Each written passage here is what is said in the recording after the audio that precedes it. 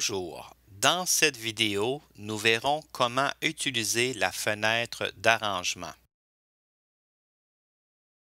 En utilisant simplement le copier-coller et l'édition de base, j'ai réalisé 3 autres scènes à partir de mes idées déjà enregistrées.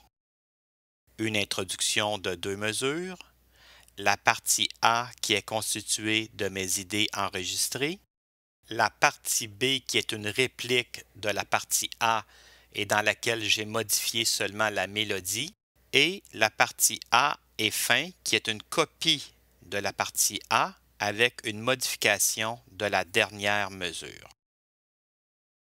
Maintenant, pour obtenir une pièce musicale continue ou une séquence continue dans la fenêtre d'arrangement, il faut enregistrer l'organisation de nos clips en les faisant jouer dans l'ordre désiré. Premièrement, dans la barre de contrôle en haut de la fenêtre, je clique sur le bouton Enregistrement ou Record. Deuxièmement, je clique sur le bouton Jouer de la scène 1. N'importe quand pendant la dernière mesure de l'introduction ou de la scène 1, je clique sur le bouton Jouer de la scène 2. Tous les boutons Jouer de la fenêtre de session attendent la fin de la mesure active avant de démarrer une nouvelle scène ou bien un nouveau clip. Ensuite, n'importe quand pendant la dernière mesure de la partie A, je clique sur le bouton Jouer de la scène 3 ou partie B. Je fais la même chose pour la scène 4 où la partie A est fin. Et quand j'ai fait jouer toutes les scènes, je clique sur le bouton Arrêt ou Stop de la barre de contrôle en haut de la fenêtre. Maintenant, pour passer à la fenêtre d'arrangement, il faut cliquer sur le bouton de la fenêtre d'arrangement.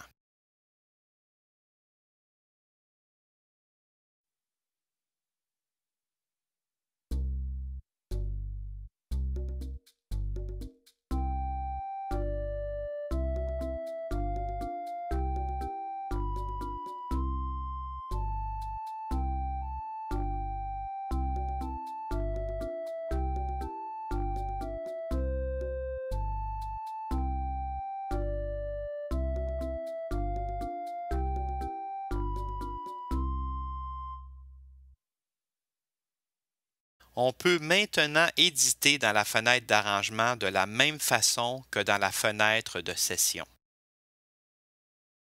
Pour terminer, comment sauvegarder?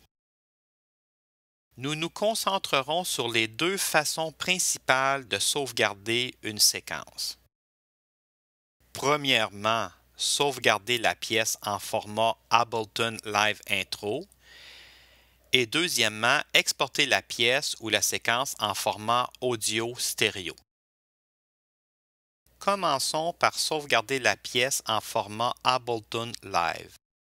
Cela nous permettra de réouvrir la séquence et de la retrouver dans le même état que lorsque nous l'avons enregistrée, avec tous les clips, les instruments et les configurations que nous avons réalisées. Pour ce faire, j'utilise le menu Fichier, puis la fonction Sauver set live pour sauvegarder dans le format Ableton Live. Deuxièmement, sauvegardons dans le format audio standard. Cela nous permettra de faire jouer la pièce dans un autre logiciel ou dans un baladeur ou bien de graver un CD. Pour ce faire, j'utilise le menu Fichier, puis la fonction Exporter audio. Notez bien que Ableton Live transforme automatiquement les pistes MIDI en audio lorsqu'on utilise Exporter en fichier audio. Voici la façon habituelle de configurer l'exportation des fichiers audio. Le seul paramètre à choisir, c'est le format d'exportation. WAV, le format standard de haute qualité utilisé surtout avec Windows, AIFF, le format standard de haute qualité utilisé surtout avec Mac, et le format MP3, format de qualité moyenne. Bonne séquence.